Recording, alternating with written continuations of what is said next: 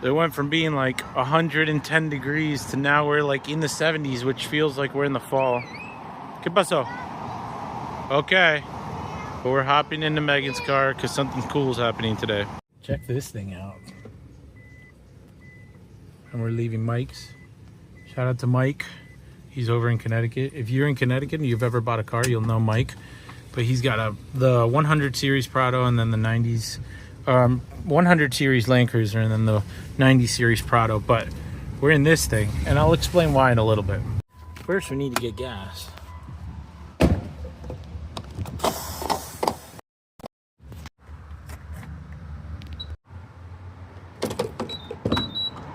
It's crazy, this thing takes premium. So what the heck is this? Well, this is a 2000 Mitsubishi Pajero. Now, if you see the rear end of this car, it looks very similar to the one that's here in America. That's called the Montero.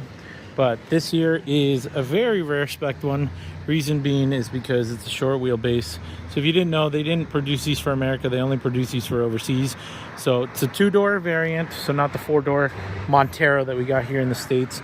But it's also the Super Exceed, or the Exceed if I'm not mistaken. So it's got the option of leather. Really, really nice car. You've seen this before when I've gone to other dealerships, but has 3 seats in the back with armrest. And then look at this massive sunroof. So really, really cool car. And a friend of 2 friends reached out and said, hey, I heard you import. Can you help me find this?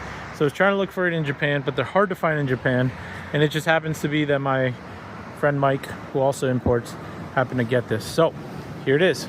This is what we have. It's a GDI model, so it's, you know, direct injection, which is sick, and it's the Exceed. Overall, pretty cool. I can't complain, but one thing I can complain is the fact that it takes premium. So we're already at 45, and it's more than the Prado takes fill up. But as we wait to finish up, let's see what's underneath the hood here, because this is what makes it rare too. Is normally you find these, it's going to be the turbo diesel model, but this one in particular happens to be the V6, so the gas engine, and look at all that service history, which is beautiful to see in a car. So sounds like we're doing gas. Let's hit the road. So $56 later, 14 gallons. I speculate it's probably a 15 to 17 gallon tank on this thing. $3.99 a gallon, so not bad nevertheless. But now we got a full tank.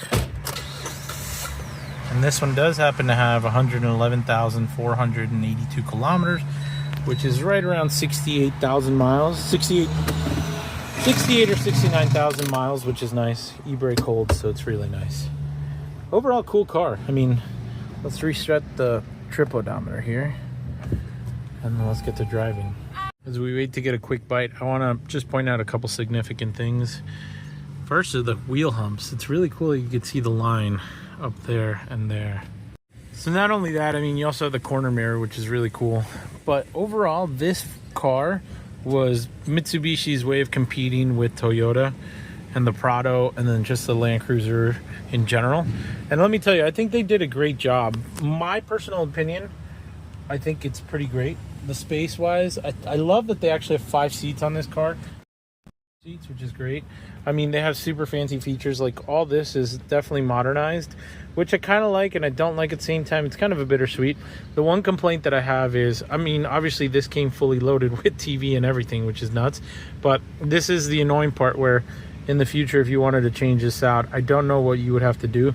I would probably assume that you would probably have to remove this and then that and then the CD player. But this is the one complaint. As the cars got newer, they wanted to really have a strong hold on what you could and couldn't do with this. But also has like a glove compartment here, a double glove compartment at that, and then obviously your airbag. But simple touches like the dash and everything was really nice. And again, the fact that you have an automatic full power sunroof is pretty nuts.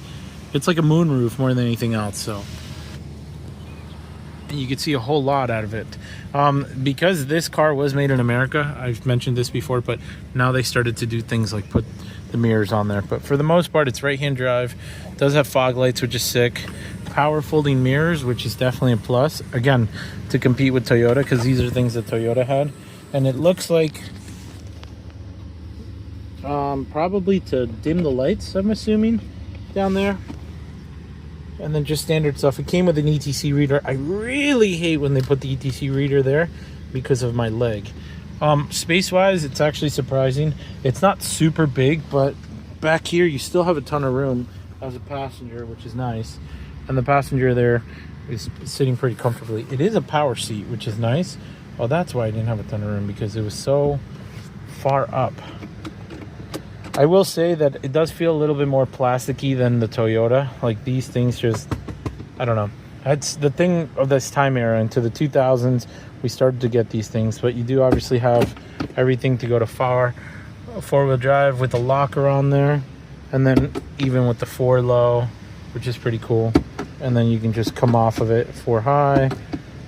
So I guess there's 4-high with a locker. So yeah, not bad. And it disengages and engages. One thing you'll see as I drive, it'll actually go through this whatchamacallit, the gears, which is kind of interesting. As I look, I keep finding cool things the Pajero does. First of all, it has heated seats, which is a nice thing. It does have 6 CD changer, which is cool as well. Cup holders, which is a plus. One thing that I think kills the competition, and maybe later on it became more of a thing, but this is a must. If you drive and you drive long distance, having this is pretty cool. But one thing that, you know, makes Mitsubishi so kind of special and crazy in Japan in general, you see this and you're wondering what those tabs are for. That's actually for the all-weather mat. You're supposed to be able to flip that, and now you get an all-weather mat, which is nuts. So that side has it, this side has it, but then also the passengers in the rear here have it as well, which is cool. Stuff, little subtle touches like that really make a car different than all the other cars. All right, so my first impressions of driving this thing is it's very, very comfortable. I don't mind it at all. I like the space that I have. I actually think it's much wider than the Prado. It might be a little echoey in here, which is kind of interesting, but there's not much in here other than what's in the car and myself, and then a couple items. So, but yeah, it's nice. It drives nice. The only complaint that I have are, I think, the road noise. And I think the only reason the road noise might be because of the tires that it currently has on it. They're more of the nubbier off-road tires, and they probably could do changing if you don't want road noise. But for what the intended purposes of this vehicle is, I think it's perfectly fine. Rides really smooth, 120 kilometers, no issues. There's a slight shake from the steering wheel. Again, that's to do with tires that are probably older than they should be. That's pretty normal when it comes to getting a car from Japan. That's the kind of things that you're going to have to worry about in the future to, you know, replace certain things. For the most part, I think it's a really solid car. Would I get one of these? It's so hard to say because I drive so many different cars that I don't know if I would get one. I mean, if I had the choice between this and a Prado, like a two-door or two-door Land Cruiser, I think I'd still pick a Land Cruiser. But if this is what you like, if you're liking a Prado, a two-door, these are more attainable, more affordable than like a Land Cruiser that's two-door, or even a two-door Prado. And it still has the gas engine, which is nice. And pretty much still a lot of the things off this gas engine interchange with the Montero engine. Obviously, there's newer generations of the GDI here in the States. But yeah, for the most part, I don't really have any per se complaints about it. But we'll keep driving it. If there's anything else to show you or update you, I'll be sure to do it. AC blows nice and cold, which is nice. That's always a plus, but yeah. All right, so I found a complaint, but also something pretty cool here. The screen tells you when you switch it from certain things, which is really nuts. But my complaint is the angle of how it's so far back is pretty bad.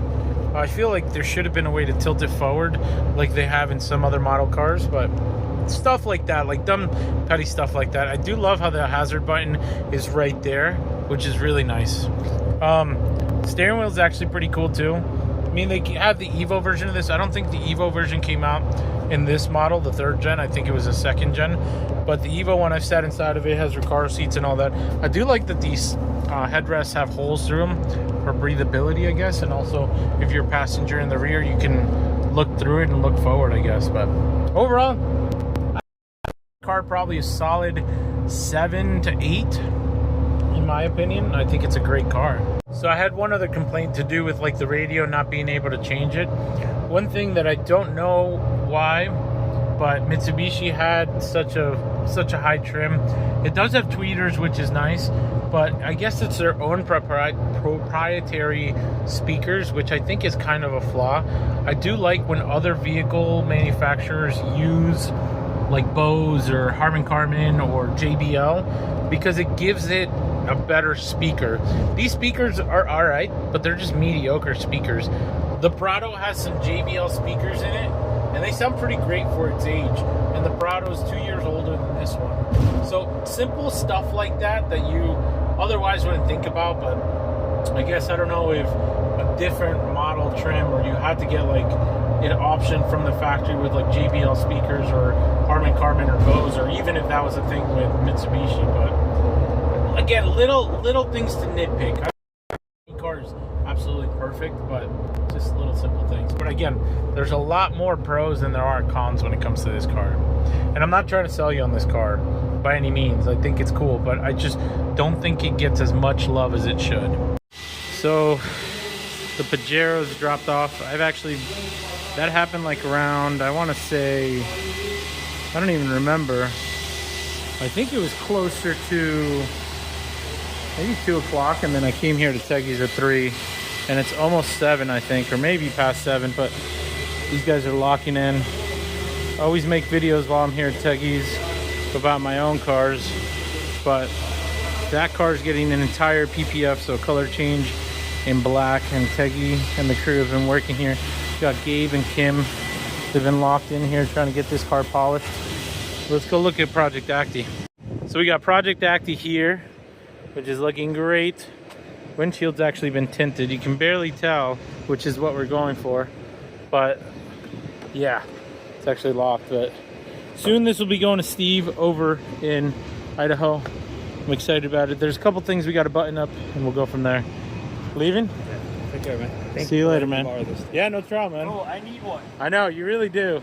So Kim got to borrow it over the weekend. He says he loves it and he needs one. But yeah, Project Acti will probably come home with me, because that'll be my way to get home today, believe it or not. But for now, I guess we'll leave it there. He ended up buying the car, and I still need to be able to receive payment, but it was left at the shop where the person who bought it. So once that's done, I'll be back here.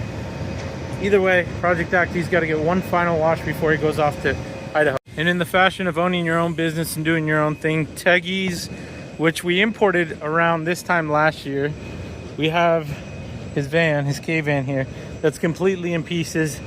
And eventually it'll get in there to get detailed. But for now, it's just in pieces because he just really wanted to go in and get it cleaned up. And so I'm excited to finally see it when it gets back together. Hopefully the headliner's not ruined, and if it is, I'm sure Teggy will figure out a way to make it look better. But yeah, this is actually the same interior that's inside Project Acti, which is pretty nuts to think. But overall, it looks much cleaner than what it did before. I have a short about it and going about like what it takes and how much people go in. This is unfortunately gooped from Japan. I bet it was just the seals that needed to be done, but yeah. I can't wait to see this van. He's got some crazy wheels for it and everything, but it just came super filthy from Japan, and it's just so unfortunate that it came so filthy from Japan, because honestly, I'm excited to see what Teggy finally ends up doing with it. I can't even talk, but yeah.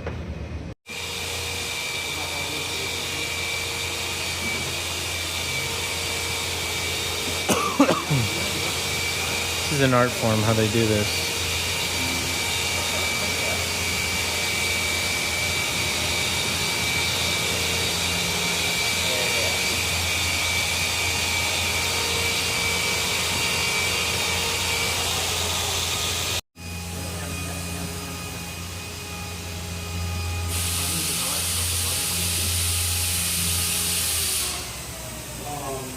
A lot of soapy water.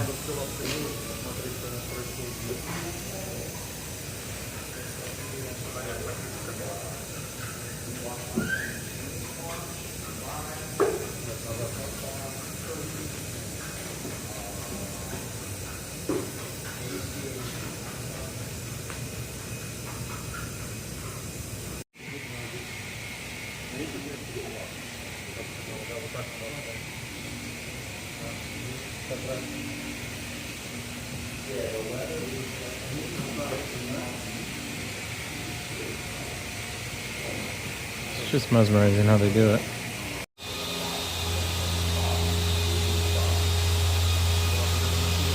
So soapy water, then they lay it on top, and they take alcohol, and then they start to squeegee out. You get the alcohol, I guess, is what does all the work.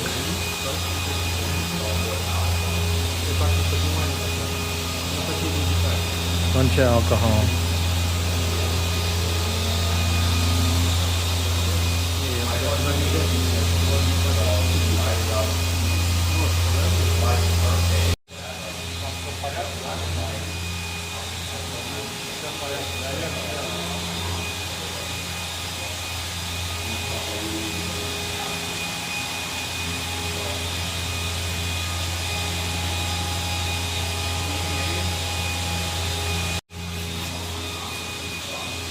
Now alcohol.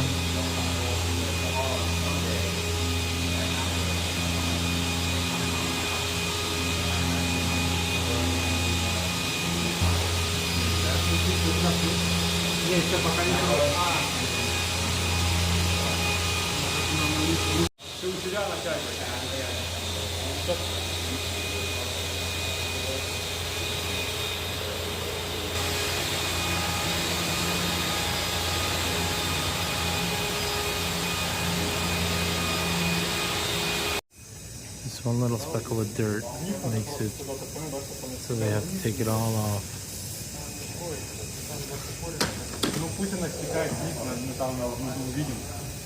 So we're back in the Acti tonight because we're heading to Daikoku, PA in the city.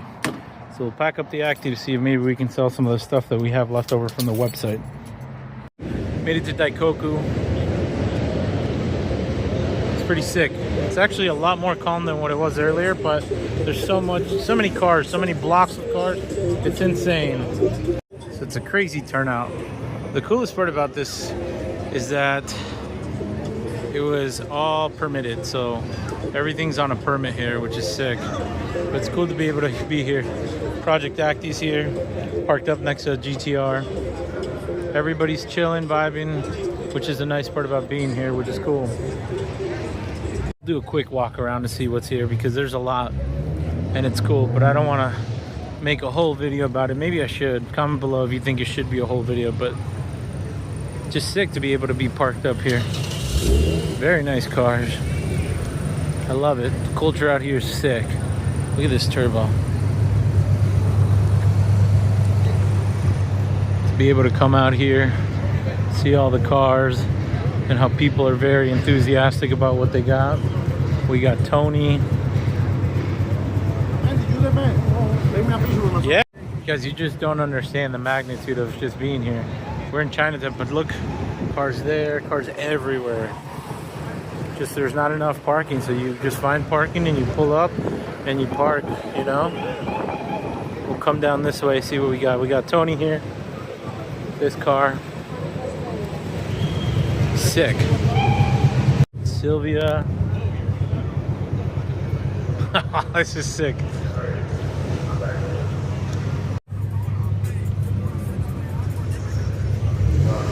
Just chilling with Tony Hawk over here in the back of the car. Got food trucks, Civics, a McLaren. That's sick that this pulled up. Not often you see these. Looks to be like a WRX or an STI, probably STI, that's what it is. Clean right-hand drive Civic. I love these wheels. I wonder what wheels these are, but they're beautiful, accurate wheels. Shout out to you, got a car seat in the back. Even under the bridge here. It just goes on and on and on. We got K cars as well.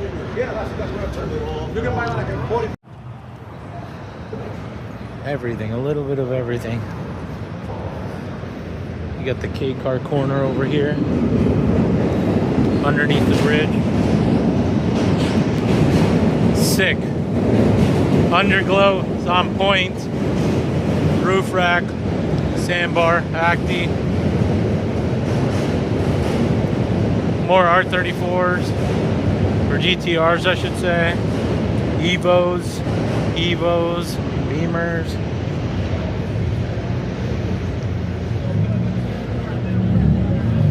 It's just sick. This is the culture of the cars. No takeover junk.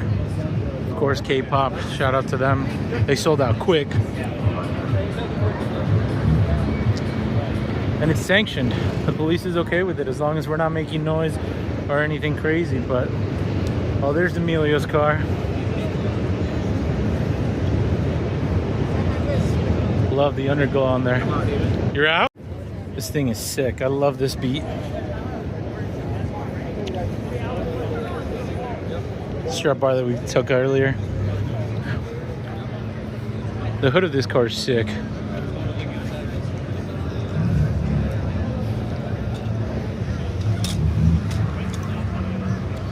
There are so many more cars, it's crazy.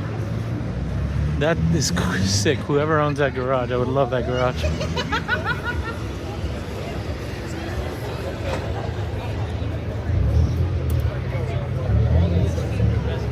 Seen this at the parade. So sick.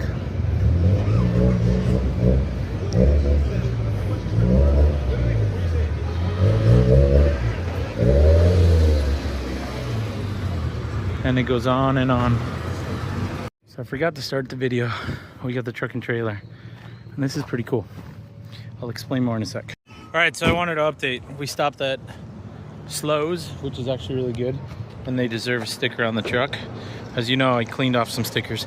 But we picked this thing up. I picked this up for a friend. I'm not going to divulge who it is because I don't know if they want anybody else to know who it is. But eventually you'll find out because it'll make a special debut. It is rough around the edges, but yeah. But it's got brand new tires. The best part is it's got a New York title. So we're all the way in the Hamptons. It is a Mitsui special. So if you don't know that, don't ever buy from them. Because they're known to do a lot of shady stuff. Even the guy that bought this one was like, yeah, you know, I bought this one and it wasn't the one that I had seen in the photos. And Mitsui and Car from Japan are very notoriously known for doing that, where they say, hey, look at this awesome van, and they give you pictures of it, and then you're like, wait, that's not the same van that I bought. So it's rough around the edges, but what they plan to do with it is actually pretty legit. So picked it up, it wasn't running. Let's see, the battery by me too dead, but it was not running, and the previous owner doesn't know what it is. I honestly, you could see it is a little rough, but the great part about it is the bare bones. There is no rot, which is kind of surprising for a Mitsui car. But yeah, you could tell that headliner's a little rough, worse shape than I've seen most. But you want to know what? This is bare bones, and for what they got it, crazy cheap. 128,000 kilometers. It's also automatic, which is really rare to find. Shout out to the homie. And I think it's Born to Expire on Instagram. He has an automatic one as well. But you can tell it's also a Mitsui special because I feel like this is their stock color for painting anything that's Steelies. They painted this like gunmetal bronze color, I think I want to call it. But underneath is pretty good. So the previous owner had it for surfing. And you could tell that they use the top. They would put the surfboard in the Hamptons. It's a very surfy beach vibe. You can't tell. But yeah, needless to say, this is the Acti van is what they call it. So it does run and drive. I did have it running on the trailer. So hopefully when I go to unload it, I can get it to run. But it doesn't stay running is the issue. You have to kind of stay on the gas. So that's what leads me to believe to think it's a solenoids, whether it's the idle solenoid or the air solenoid is what they call it. But yeah. I also did this modification of adding a bigger battery. So yeah, for now, we're gonna go drop it off at the mechanics. Can't wait to see what they do with it. Like I said, cheapest K-van, I think, titled in New York, that's automatic, that will probably ever be found stateside. But yes, full of these little critters.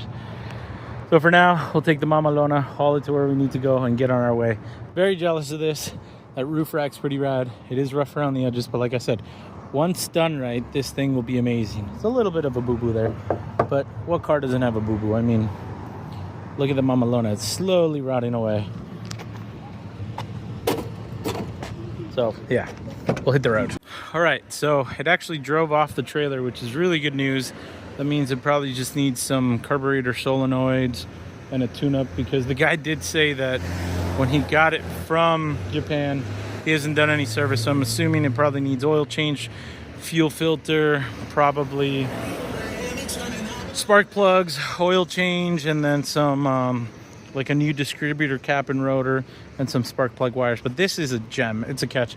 I'm jealous that I wasn't the one that found it, because this would have been a nice, put it together, find some rims, get the windows tinted, give it the Teggy touch, and then sent it on its way. But for now, it'll stay here, and you'll see it pretty soon pop up somewhere. So we're gonna head home with the family. I don't know where this will make it on the video, but eventually it will make it on a video. So for now, wherever you end up seeing it is wherever you end up seeing it. So yeah. All right, so we're back home after towing that vehicle yesterday. The Atlas Loco, we picked it up from my friend's dad's shop. Windshield's installed, so that's good. The only thing that I need to work on is getting it to get the AC to kick over. It was serviced in Japan, which is the interesting part, that it didn't. I think what happens is they filled it, and I don't know what happened from when it left Japan to when it came here. So we're gonna throw some more Freon in there and see what it does. The downside to this is that this takes R12, and if you didn't know, I guess R12 is not good for the environment. So they make this, which is EnviroSafe Arctic Air for R12 systems. So I'm assuming that it's something that's similar to it, maybe like a synthetic form of it. Honestly, it doesn't feel super heavy. So I bought 6 of these. I'm gonna put them in there to see if this is enough, and hope that the AC, that the compressor kicks on and that we start to get really hot air. Because let me show you how hot I mean cold air, not hot air. Let me show you how hot it is right now. Yeah, 120 degrees is what it's blowing, which is kind of nuts to think. And the asphalt here is 94 degrees. And if we come to where the sun is, it's a very hot day here in Connecticut today. Let's see, 145 degrees, so pretty nuts. So let's see if this artificial R12 does anything for the system. So we're hooked up, and it's reading some really low pressure. Let's see what happens when we engage this bottle of artificial R12. I don't really know what's going to happen here, but let's see.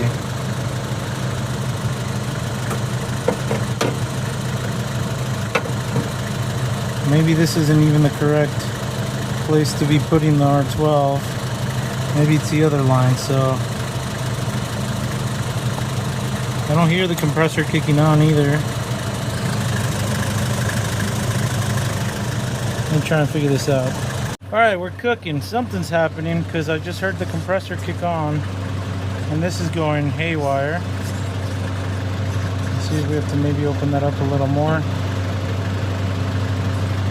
Nice. So you definitely hear the compressor kick on, so that's really good news.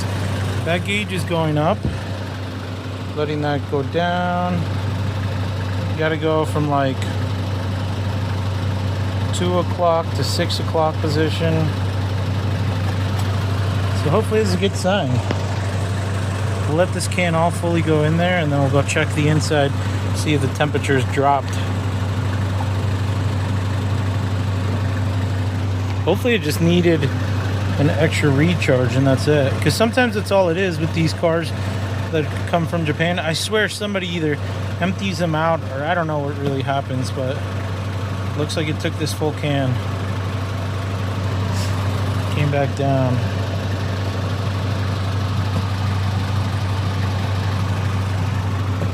Check to see if the temperature went down at all. Okay, upon further inspection, we're definitely dropping down, just not quite enough. So as you saw, it was 123 before, now we're at 113. The windshield's at 123, so let's add another can. And up there, we're at 119. So I think it might be working. All right, so we do the gauge again after the second can. We're at 85 degrees here. So that's really good. If we go to like the window, that's, in theory, that's what it's supposed to be doing, is cooling it down about 20 degrees. And look, it's even going further down. So the can is still loading in there. Unfortunately up here, we're still not quite as where I'd like to be, but it is, I guess, getting cooler. I don't know if these fans suck in cool air from the front here and then in turn take them back there, and that's what it could be. Oh, let's see. Now we flicked on rear AC here. Let's see if that made a difference. Let's see. Okay. So we may be doing something. Let's keep adding cans and see what happens. I should say the goal here is to make this an ice box because currently it's way too hot to want to ride around in. Also got to get speakers. Eventually I'll get to all that. All right, so we're definitely getting somewhere because now we're getting 62 degrees out of here. 60 degrees, 59 degrees, 67, 60, and let's see, up here we even dropped to 94, so maybe we need another can. I'm assuming, yeah, this definitely has lines running to it, so again, I don't know if this just pushes air from sucking it in here back, but I'm assuming that's not the full extent or case of it, but we'll just kind of let it run for a little bit. But you could definitely feel the difference. I mean, I'm sweating because I always sweat, but no, that feels really, really good.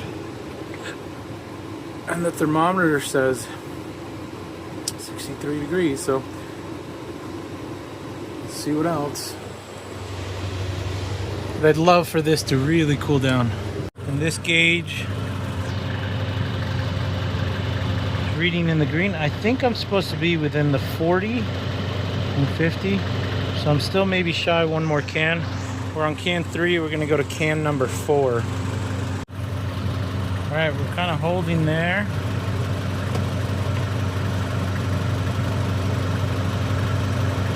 Get so many spam calls, not even funny. Drop back down,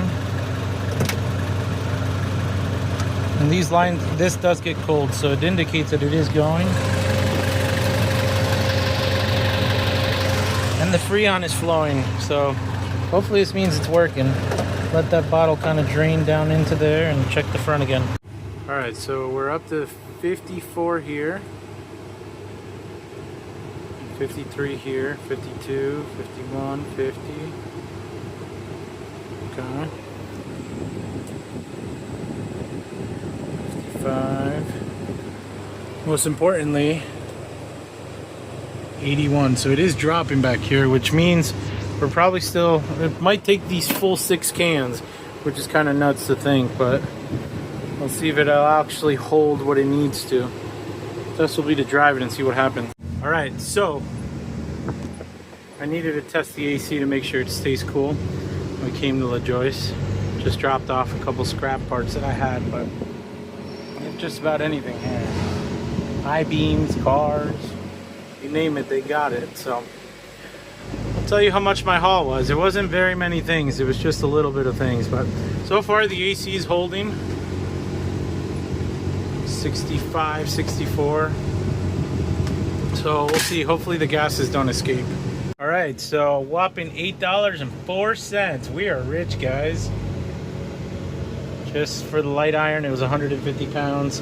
Hey, $8 pays for soda nowadays, but, or like not even a milkshake, but $8 is $8. One less thing to throw in the dumpster that doesn't get recycled properly, so yeah. I mean, it seems to be holding. We'll see what happens. I gotta list this thing up for sale pretty soon, but seems to have some sort of diesel leak. My friend's dad looked at it. He thinks it's the diesel pump, the fuel pump. So, yet another thing on this thing to look for. So if you have an Atlas Loco or have an idea of a pump for an Atlas Loco, let me know because I'm in the market for one.